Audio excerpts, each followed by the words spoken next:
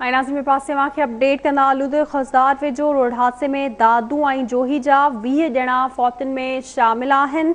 फौतुनि में जोही वासी सईद गादी, हाशिम परियल, निज़ाम दादू वासी, आबिद पंवर, मुराद पंवर, जुनेद खोखर ऐं ॿिया शामिल आहिनि।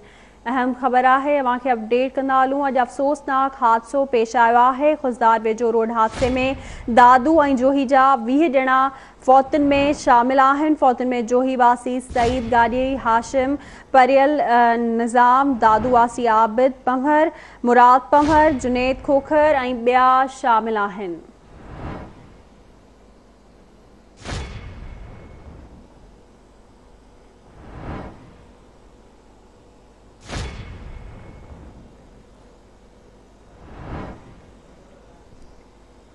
इन हवाले से राब्तो किया मेहर में मंजूर महसर से। जी मंजूर, कड़ा अपडेट्स हैं आगाह कजो।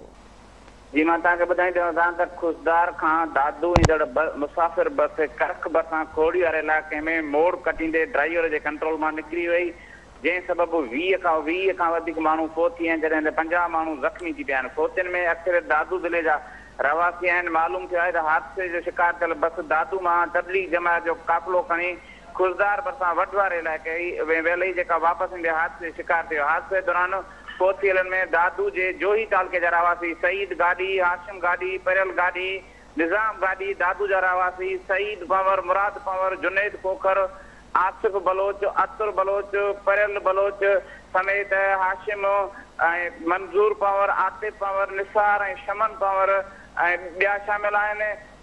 फोतियुनि खे वॾे तइदाद में इमदादी टीमूं पहुची खुशदार हॉस्पिटल आंदो, जितां लाश जेका इलाइक़नि में आंदा पिया वञनि, जॾहिं त ज़ख़्मियुनि जो खुशदार अस्पताल में इलाज हलंदड़ आहे। हिन वक़्तु जेके फोती थिया आहिनि उन्हनि जा लाश जेके उन्हनि जा इलाइक़ा आहिनि उन्हनि ॾांहुं मोकिलिया पिया वञनि। जी महिरबानी मंजूर अपडेट करण लाइ।